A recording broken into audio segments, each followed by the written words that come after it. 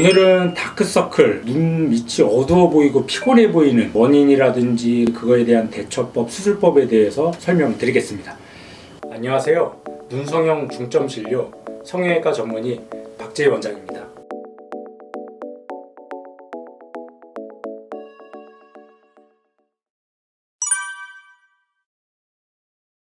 오늘은 다크서클, 눈 밑이 어두워 보이고 피곤해 보이는 원인이라든지 그거에 대한 대처법, 수술법에 대해서 설명드리겠습니다.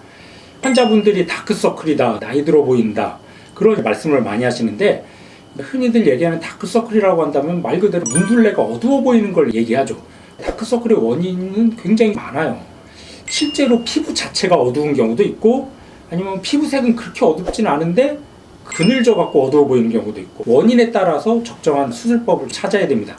우리 몸에서 눈 주위 피부가 제일 얇고 약한 부위예요. 그러다 보니까는 밑에 지나가는 혈관이라든지 근육이 비쳐 보이고, 그래서 다른 데 부위보다도 여기 어두워 보이는 경우도 있고, 두 번째는 비염이나 알레르기, 아니면 습관적으로 눈을 자꾸만 만지거나 비비시는 분들이 종종 있습니다. 그런 분들은 실제로 피부색 자체가 어두워져요.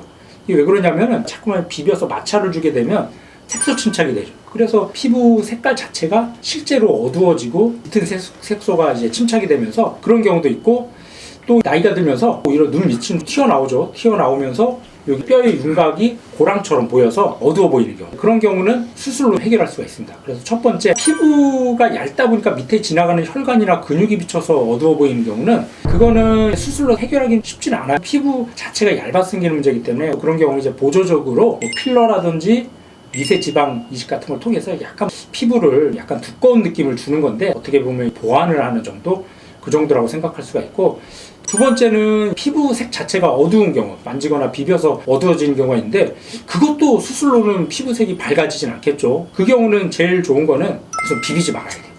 또 이런 비비는 습관은 피부색 자체가 어두워 보이는 것뿐만 아니라 피부도 주름도 많이 생기고 늘어나고, 그래서 환자분이 최대한 만지지 않게 관리를 하셔야 될 것 같고, 마지막으로 여기 이제 볼록 튀어나오고 고랑져 있는 경우, 그거는 수술로 해결이 가능합니다. 흔히들 지방 재배치라고 하죠. 이제 볼록 튀어나온 지방을 빼다가 이 고랑지인데다가 깔아줘서 편편하게 해주면은 그림자가 덜 생기니까 눈밑이 덜 어두워 보이겠죠. 그래서 한번 사진을 보면서 설명을 드리겠습니다. 이분은 연세가 있으신 분인데, 이분은 원인들이 몇 가지가 병합이 됐어요. 지금 보면 피부색 자체가 어둡죠. 이분도 알레르기나 눈이 건조증 같은 게 있어서 자주 비비시는 분인데, 그러다 보니까 피부색 자체가 실제로 어두워지고 고랑이라든지 이런 주름도 많이 생기고, 또 실제로 지방도 약간 튀어나왔어요. 피부색 어두운 건 어쩔 수 없지만 이렇게 고랑져 있고 돌출되어 있는 거는 하안검 수술을 통해서 주름진 피부도 펴주면은 조금 더 눈밑이 밝아 보이겠죠. 두 번째 분은 젊은 분인데, 자세히 보면 피부가 워낙 얇다 보니까는 밑에 지나간 혈관이나 근육이 비쳐 보이는 것도 있고, 이런 거는 수술로 지방 재배치를 통해서, 이분은 주름이 별로 없으니까 하안검을 할 필요가 없고 경결막 지방 재배치라고 그러죠. 지방만 펴주는 수술을 해주면 편하게 보이는 그런 인상을 얻을 수가 있었습니다.